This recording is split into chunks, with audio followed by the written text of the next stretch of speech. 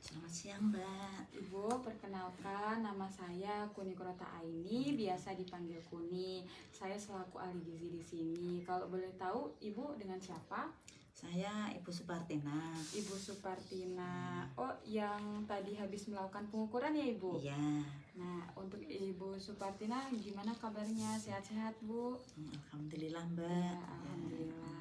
Jadi Ibu, di sini saya akan melakukan konseling gizi, yang dimana konseling gizi ini bertujuan untuk mencari alternatif nih atas masalah, mungkin Ibu punya masalah gizi yang harus kita bantu cari jalan keluarnya gimana, nanti itu kita akan diskusikan bareng-bareng.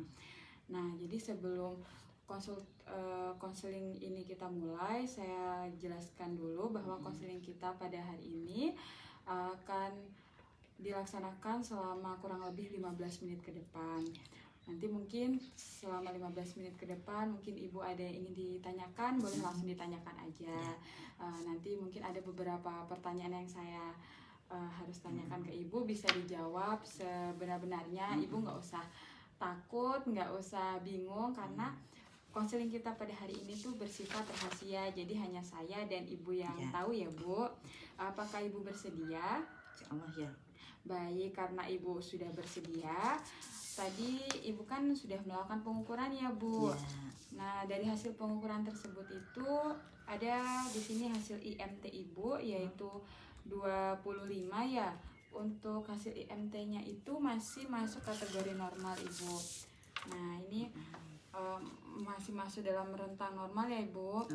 Nah, IMT itu apa, Ibu? Jadi IMT itu indeks massa tubuh, yang dimana ini tuh untuk mengukur apakah berat badan Ibu ini normal, apa obesitas, apa kurus. Tapi di sini alhamdulillahnya Ibu masih normal ya, Bu. Di sini kan kita habis membandingkan antara tinggi badan dan berat badan yang udah diukur juga. Terus untuk pengukuran yang berikutnya ada tekanan darah, Bu. Untuk tekanan darah Ibu 110/80 ya. Di sini juga masih masuk dalam kategori normal. Selanjutnya, kalau saya boleh tahu nih, sebelumnya Ibu apakah memiliki riwayat penyakit seperti diabetes, asam urat gitu, Bu? Asam urat, Mbak, saya. Nah, Ibu punya asam urat. Kalau boleh tahu, terakhir periksa asam urat itu kapan ya, Bu? 1 bulan yang lalu. Oh, 1 bulan yang lalu ya. Di Posyandu, Mbak. Oh, di Posyandu, lansia, ya. Untuk kadar asam uratnya, kalau Ibu masih ingat itu ada di angka berapa ya, Bu? Angka 7, Mbak. Nah, ada di angka 7, iya. Itu normalnya berapa tuh, Mbak? Untuk normalnya itu 2,4 sampai 6, Ibu. Jadi lebih. Iya. Tapi nggak apa-apa, kita cari jalan keluarnya bareng-bareng ya, Ibu. Nah, untuk selanjutnya, kalau boleh saya tahu, mungkin Ibu bisa menceritakan nih kebiasaan makan Ibu di rumah seperti apa, kayak sarapannya lebih sering makan apa, cemilannya gimana gitu. Saya sering itu loh, Mbak, ngerebus daun singkong.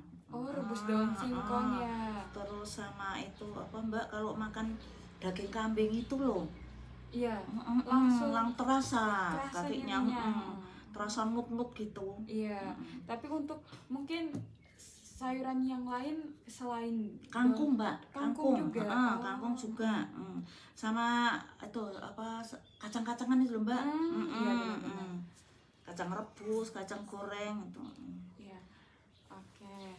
Nah, selanjutnya ini, Bu, berarti Ibu kalau di rumah itu lebih sering mengkonsumsi rebus daun singkong, sambal gitu, sama sambal ya, Bu.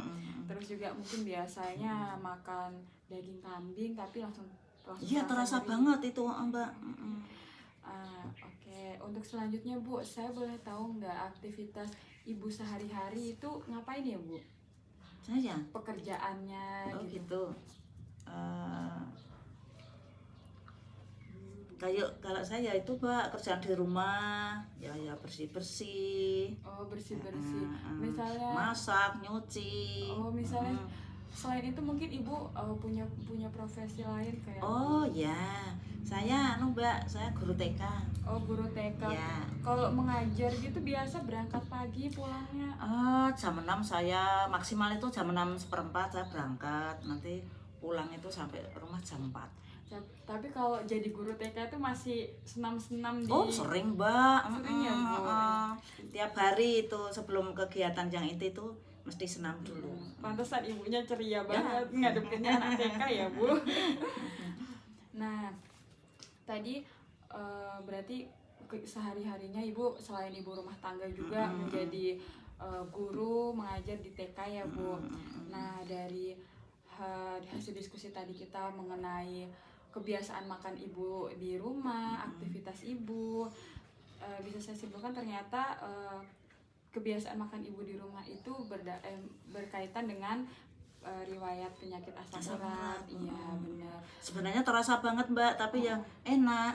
Iya, benar-benar, Bu. Iya. Karena yang enak itu justru Ya. kadang belum tentu baik gitu.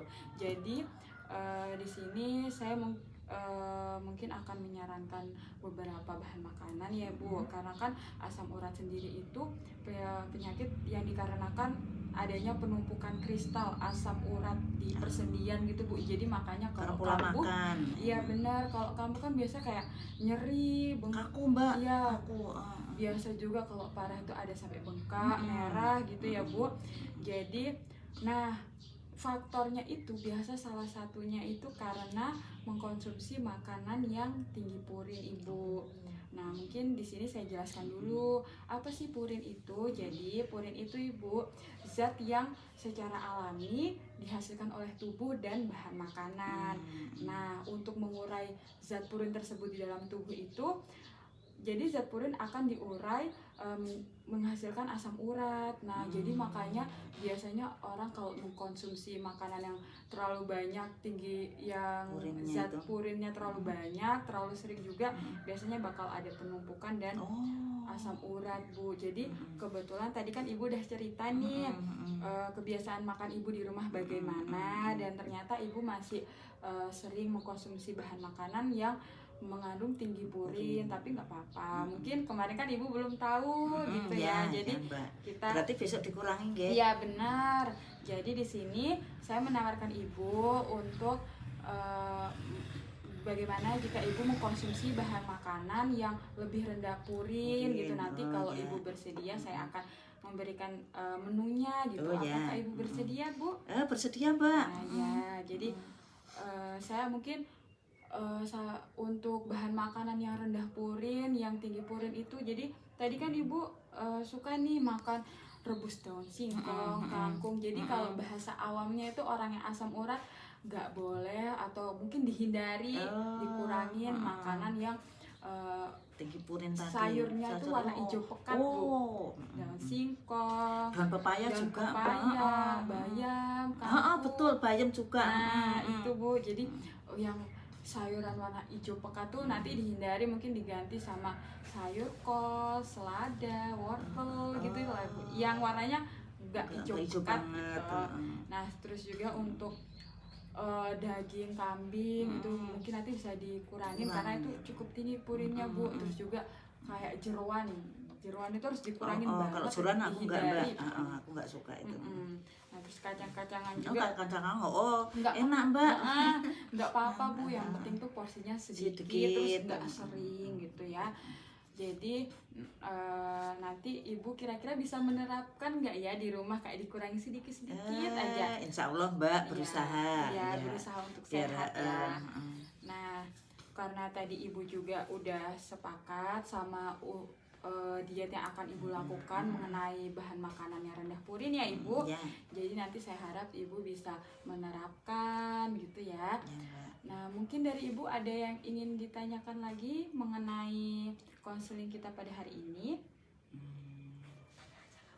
Mbak, itu kalau sering makan apa itu ya? Ayam, tapi ya bagian itu loh, Mbak, kepala kan enak toh, Mbak, itu kalau di iya. itu juga pengaruh nggak itu? Oh iya, Bu, kalau bisa nanti makan makanan yang ayam gitu, pakai yang ayam tanpa lemak, yang bagian Oh, dagingnya aja daging. Bu. Iya Lah itu benar. nggak enak sih, Mbak. Karena tuh Tapi juga nggak sering-sering, ya cuma kalau pingin aja. dikurangin, iya benar. Mungkin nanti kan nggak langsung nggak makan semuanya, nanti kan kaget, nanti Iya. malah stres mau makan apa ini Bu, gitu kan. Nggak apa-apa, tapi ya dikurangin, dihindari, nanti kalau udah bisa mungkin bisa Ya. cari alternatif lainnya. Jadi Ibu karena ada lagi Bu pertanyaannya. Kayaknya udah enggak. Mungkin kalau Ibu sudah cukup, nggak ada yang ditanyakan lagi, ini saya memberikan leaflet ya Ibu. Jadi Ya. leaflet ini bisa jadi panduan Ibu di rumah. Jadi di sini ada gejala asam urat, faktor penyebab asam urat, terus juga kayak bahan-bahan makanan yang perlu dihindari, yang dibatasi, dan bahan makanan yang bisa dikonsumsi. Mungkin nanti juga di sini ada contoh, terdapat contoh-contoh menunya ya Bu. Oh, ya. Jadi untuk makan pagi seperti apa, bisa pakai telur, dan juga untuk selingan nanti yang simple, apalagi bukan sibuk kan, mungkin nanti bisa pakai pisang rebus, nah gitu ya Bu. Jadi nanti ini bisa dibawa. Oh iya. Nah, Makasih. berhubung kan sama-sama, Iya. berhubung karena kebetulan nih udah sampai 15 menit ya Iya. waktu konseling kita. Sebelum saya tutup mungkin di bulan depan di tanggal yang sama, yaitu tanggal 1 ya Ibu, 1 Juni bulan depan Ibu bisa kesini lagi. Mungkin nanti bisa dilihat kan apakah diet Ibu ada perubahan apa enggak gitu. Apakah misalnya ada perubahan, itu berarti bagus ya Ibu bisa komitmen gitu di rumah. Tapi nanti gimana, nanti kita lihat di pertemuan yang selanjutnya ya Ibu. Iya. Baik, karena waktu kita sudah habis Ibu, saya tutup ya Bu. Ya, makasih banyak Iya, Mbak ilmunya, sama-sama. semoga bermanfaat bagi saya dan Amin. keluarga. Assalamualaikum Oke, warahmatullahi wabarakatuh, Ibu. terima kasih banyak. Ya. Waalaikumsalam.